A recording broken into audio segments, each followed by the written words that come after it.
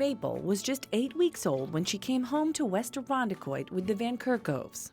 She was a perfect combination of sweet and spicy and gentle and lovable. A little sister to Bodie, Maple stole the heart of the whole family. Took her to the Chimney Bluffs. The same was true when Casey Lurch, who lives in Fairport, met her puppy, Star. The second I saw her, I knew she was meant to be mine. I got her that day. For weeks, they were inseparable. And she just wanted to be by me constantly. We were each other's just everything.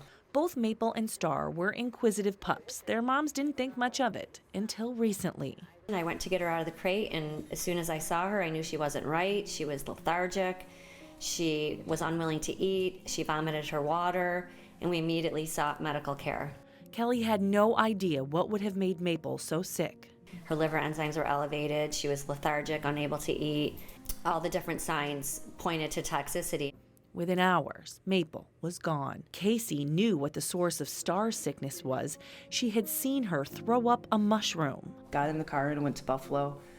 She did have a very violent seizure before I left the house, and it put her in a comatose state. By 10 o'clock that night, she rapidly declined and she was gone.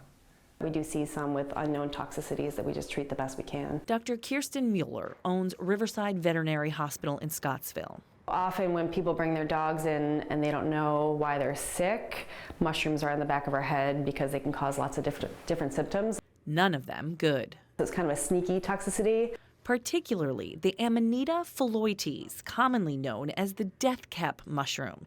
It's what both Maple and Star had eaten. All of the Amanita start out as a little bit of an egg that they're going to David McShane is a mushroom expert. We suspect that they were introduced when the Duran arboretum was being planted with European imported stock. And since then, the wind has blown spores throughout our region. Death caps pop up locally in the late fall. As we're having warmer and warmer winters, they're having a few extra weeks in the fall to continue to mature, to continue to spread spores, and they're probably, we don't have any hard data here, but they're probably reproducing more successfully. So what do you need to look for? These guys, even before you turn it over, have this really pallid yellow to sometimes a little more green, and it can get kind of dark in the center. You can see this one just starting to darken a little over the center. But yeah, yellow to green around the outside. The two we found in Kelly's yard are fairly small, but more than enough to kill. For a small puppy, just a bite. For a person, a fraction of this mushroom is potentially a lethal dose. It has to be ingested to be a danger. There's no way to eradicate death cap spores from your yard. You just have to pluck the mushrooms as soon as you see them. So we're going to try and get way down in the ground. We're going to stick our finger down in the ground underneath it, and we're going to get it up from the bottom, because this whole cup we want to get out here. Kelly and Casey didn't know each other until after their puppies died. They met on Facebook while trying to alert others about the danger that could be popping up in your lawn right now.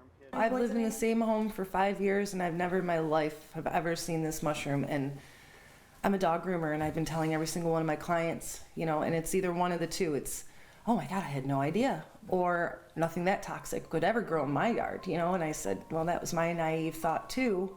The pain that this has caused and the emotion is next to nothing. To lose a baby puppy over something, that could have been prevented. Overlooked. It was just completely overlooked. Death caps don't usually pop up in clumps, maybe one or two at a time. They're generally at the edge of mulch or the edge of your lawn, especially in the mossy areas that retain water. Here are some more pictures so you can get a good look at what they look like and check your yard. Again, you can touch them in order to get them up and out. Just wash your hands afterward. We have more pictures for you to reference posted with this story at WHEC.com. Jennifer Lukey, News 10 NBC.